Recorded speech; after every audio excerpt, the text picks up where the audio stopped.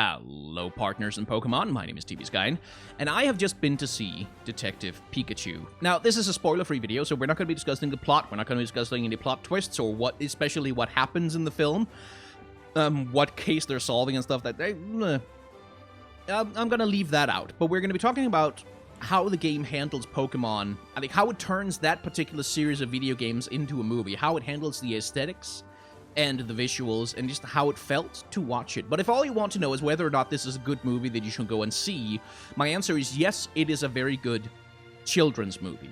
Like, that's very, very much what this is. It's a kid's movie. There's plenty in there for adults to enjoy if those adults are fans of Pokemon. Like, if you enjoy Pokemon, if you've lived with Pokemon for a long time, like, having that as part of your cultural background. Like, I remember Pokemon from way back in Generation 1, so, like, I'm very old. Then there's plenty in there for you to enjoy. And there's plenty of sort of little sneaky, hidden adult jokes, especially Ryan Reynolds, who just cannot see. Like, it seems like a lot of Ryan Reynolds' dialogue feels like either he ad-libbed a bunch of jokes and they just couldn't get him to stop, or they were like, if you'll please stop saying fuck, we'll let you make this silly joke with Pikachu. Just, oh my god, like, Ryan Reynolds seems to be in good form. He seems to be having fun. And if you're an adult, all of that is going to be very enjoyable to you, but it's a kid's movie. There's not a whole lot of, like, deep psychological, oh, yes, I have my deep psychological insecurity, which means I have a pained relationship with blah, blah. Like, there's not a lot of that. There's not a lot of depth to it. It's a kid's movie. It's created in a language that children can understand, even as it is using the aesthetics of a much more grown-up kind of movie, especially a neo-noir movie, a lot of it is shot like. So, if you go in with the expectation this is a kid's movie, you're going to have a hell of a lot of fun. If you go in expecting anything more than that, well, you may leave disappointed. So, let's talk about the Pokemon. And, well, let's start with, I cried a couple of times during this film. Straight up, I cried. And I didn't cry necessarily because of what was happening on screen. Like, there is one touching moment in the film that kind of got me a little misty-eyed, but that's not what really got me. What really got me is this film understands what it is to be a 10-year-old Pokemon fan, which I was. Like, I was about 10 years old back when the very first generation came out, and Pokemon has kind of been in my life ever since, like, for, like, over 20 years, because, God, I'm so old. Pokemon has been in my life. And it's not like I've played every generation. It's like I didn't even collect the playing cards. I wasn't really hardcore into the lifestyle, but there are some shots in this film that nothing's happening in them. Like, there's no plot or anything. They're just establishing shots or something and stuff like that, where all this camera is really doing is just looking at a world where Pokemon are real, and they're walking around, and they're interacting with people and each other, and they're behaving like animals, and they're just being there, realistically rendered in the world. And they got to me, because I was struck by how much this would have meant to me when I was 10. Or even 12, 11, 13. Like, even up into my teenage years, this would have meant a lot to me to see that. Because this movie takes Pokemon seriously. And it takes it seriously in exactly the kind of goofy, ridiculous way that the Pokemon games take themselves seriously, in that it's not here to ask all kinds of complicated questions about, oh, but how could you build an international economy when you have creatures that can just produce infinite amounts of mass from their superpower? None of that. It takes it seriously as in, this world could be real. Let us show you what it would be like if this world was real. And it would have meant so much to me when I was 10, 11, 12, just to have I hesitate to say validation, but just to know that it's okay to take this stuff that seriously, to have that fantasy, to think about, oh man, what would it be like if I had a Pokemon? What would it be like if they were real? If I could actually, play with a Pokemon and have Pokemon battles and go out looking for them out there and see them, go on safaris in my backyard to find all these amazing creatures. That feeling is something I've never really had before with a movie. Like, where it really felt like being seen, right? In the sense, like, and not me as an adult, because as an adult I have accepted that Pokemon does not belong to me at all. It belongs to the children, as it should. But that 10-year-old kid inside me got choked up. Like, it meant a lot to him to see that, to see a film that takes this idea so seriously, that brings it into a reality with complete sincerity. Like, this movie believes in Pokemon. It believes in Pokemon so much. Like, holy crap, it's never snarky about itself. That was something that really worried me, especially with Ryan Reynolds being in there, that they were gonna Deadpool it a little bit. Like, they were gonna make fun of the whole Pokemon. Ah ha ha, Pokemon are silly. Oh, we realize, we understand ironic distance. We only enjoy Pokemon ironically. Ha ha ha. There's none of that. This film is completely sincere about just how much it loves Pokemon. And that is one of the things that has always been missing from the field of video game movie adaptations. Just to bring the topic up to a slightly more serious level. The thing that's, for me, that has always sunk any opportunity or attempt to make video game adaptations of movies is that the movies can't fucking wait to get away from the video games that they're based on. We saw that with the Assassin's Creed movie. We saw that with, like, all of them, really. It's just they can't wait to distance themselves or to pretend like they're not taking it serious. You know that scene in the first X-Men movie where Wolverine is looking at the leather costumes they're wearing, is going, oh, you really go inside in these things? And Cyclops turns around and goes, what would you prefer, yellow spandex? Haha, X-Men costumes are stupid. Comic books are stupid. We don't like comic books. We're making real action movies. Comic book costumes are for stupid idiot nerds, right? That thing. That attitude I was afraid was going to be there, but it's not. And that's what makes this the best video game adaptation ever, because it believes in its premise. It believes in the Pokemon. It believes that there is merit and value in having an emotional investment in this shit. Like, to actually care about these things in the same way that we care about, you know, The Lord of the Rings or Harry Potter or those more sort of acceptable franchises. And that's what makes this a good movie. Because if it hadn't bought into it, if it hadn't been completely serious about its world and its premise, I think this movie would have sucked. I think it would have been terrible. I don't think it would have been any good at all, really. But part of the reason why, like I said, it's a kids movie. It's not that complicated. It's not that deep. But part of the reason why I went along with it is because it never gave me reason to question it. Like, it never gave me a reason to think that the filmmakers were looking at me like, oh, you're pathetic, you're watching a Pokemon movie. Pfft. No. And that's honestly something very special. Like, that's a very special feeling to have that I don't really usually get. Like, even the Marvel movies can't help but be a little bit snarky about their own comic book material. They really can't help but be a little bit, oh, comic books are kinda silly, though. Which they've gotten away with, but like, this feels like it buys in a lot more. And it feels like all the actors do as well, honestly. Justice Smith, who's playing the main character, does a decent job. Like, he's acting against CGI for, like, the majority of the movie, and he does a perfectly decent job of pulling that off. Like, there's times where maybe I wish he would go a little bit harder on it, because and that's mostly because he's up against Ryan Reynolds, who is completely just he's having so much fun with this role. He's having a lot of fun playing Detective Pikachu, and a lot of his lines, like, there's a lot of ad-libbed jokes in there, like jokes that clearly Reynolds came up with in the recording booth when he was doing dialogue for the movie, and the producers were like, oh my god, okay, fine, we'll put it in, just please stop saying fuck all the time. So I believe, like, there was a story that came out that they could cut an entire extra movie of Pokemon Detective Pikachu that was R-rated, just with all the shit and fuck and hell and the adult jokes that Ryan Reynolds is making as Detective Pikachu. He's a delight to listen to. And he's obviously the highlight of the film. Like, he's Ryan Reynolds, of course he is. And he provides a lot of the comic levity for adults in the film. Like, Ryan Reynolds keeps making these sly little jokes that kids are not going to catch them, but yeah, okay, they sound a little bit, okay, he's implying something there. That's what makes it a lot more fun for adults to watch.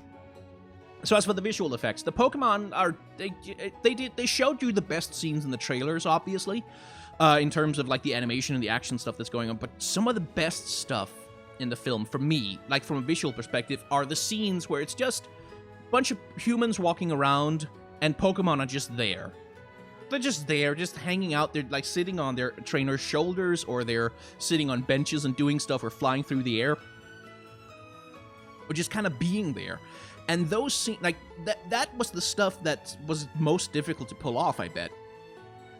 Because you had to believably put Pokemon into space with humans, where they would make sense as creatures. Like, where you could buy that humans and Pokemon were coexisting in the same spaces, and they did a really damn good job of it. And the CGI action animation is fairly impressive when it's there. You can kind of feel that maybe this movie could do with a slightly bigger budget in some points, where you can kind of see that they skimped a little bit on certain things in order to make the budget for the CGI stretch. But the CGI that they do have, like the stuff that's there, is fantastically well realized. And you can always tell that the Pokemon are CGI. Like, you're never in doubt that you're looking at CGI Pokemon. The only Pokemon who occasionally manages to look completely real is Detective Pikachu himself. Like, because they've clearly focused most of their effort on him. The other Pokemon that are just kind of hanging out in the world, yeah, you can see that they're CGI, but they're CGI in just enough of a believable way. And they're doing a hell of a lot of work with lighting. Like, part of the reason why the film a bunch of the film is set at nighttime in a city situation is because then the compositors and the animators can work with artificial light. They can put colored lights and all kinds of filters over the Pokemon to make them fit into the scene a little bit better. And the benefit, like the side effect of that, is that also there's some hella gorgeous looking cinematography in this film. Like, there's some really good shots in here. This is not a movie, like, I know the director of this movie has like not made amazing films in the past, but there's some really damn good shots in here. Like, some really good compositions, just some really solid filmmaking. None of it is like, oh my god, I've never seen anything like that before, but it's just really good, solid filmmaking where, like, the camera angles and the ways that the film is shot emphasizes the emotion of the action that's going on in just a very competent way, which also helps a lot with making the Pokemon feel believable. Now, I alluded to the fact that the budget maybe could have stood to be a little bigger for the CGI in this film, and that, yeah, there are a couple of times where, like, there's times when Pokemon use their super abilities to, shoot stuff around, and, like, some of it looks a little bit like, oh, well, they didn't have that much of a budget to make this work, so they just kind of had to put an explosive charge on the ground, and then the ability hits the ground, and poof, it goes poof, which sometimes it looks a little bit like, a kids' adventure TV series like the Power Rangers or something like that. Sometimes it gets a little like that in some of it. But a big part of the reason why is because they knew how to budget their animation. Like, they when there was a scene where you didn't really need there to be hyper extravagant stuff going on, they didn't bother.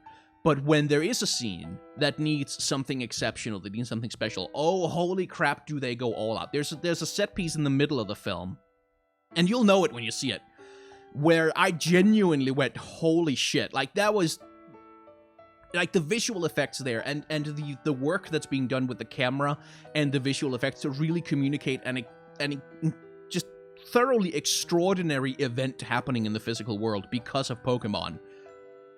Yeah, wow, that was a jaw dropper. But I also sense that between that and the final action scenes, like, near the end, near the crescendo of the film, between that and those, and of course the Charizard fight that was already shown in the trailers and stuff, a lot of the budget went there, and not so much of it went to other places. And it's a bit of a pity. Like, I feel like they could probably have pumped some more money into this movie and made it a little bit more exceptional. But it doesn't hurt the movie at all. Like, it really doesn't. The main thing that needs to work is Detective Pikachu himself, and he works gangbusters.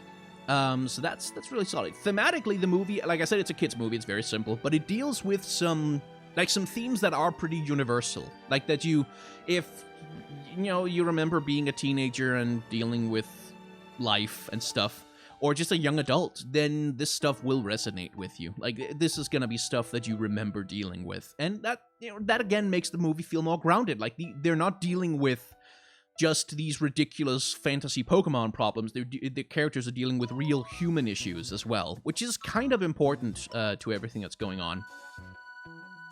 As for the plot itself, I'm not gonna spoil anything, but I do want to mention another thing that, like I said, this movie takes Pokemon seriously, and that includes the plot structure of Pokemon games. So if you've ever played a Pokemon game, you're gonna immediately know who the villain is in this movie. Like, the moment that character comes on screen, you go, oh yeah, okay, right, that guy, he's the bad guy. Okay.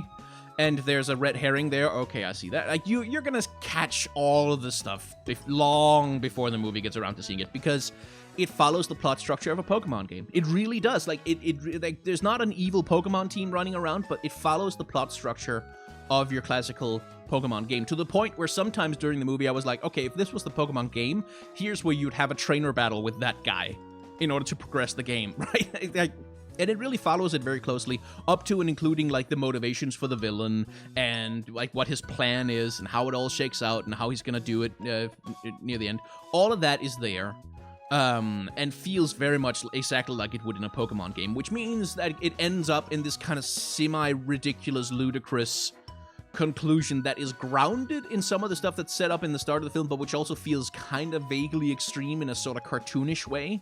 Like, again, it's a kid's movie, the villain is a little bit of a cartoon villain, and that's, you know, but it works, and there's some twists in there. Like, there are some twists in there that are quite good. Not that I didn't see them coming, I could see them coming a mile away, but the twists were good. Like, structurally, they made for a satisfying narrative.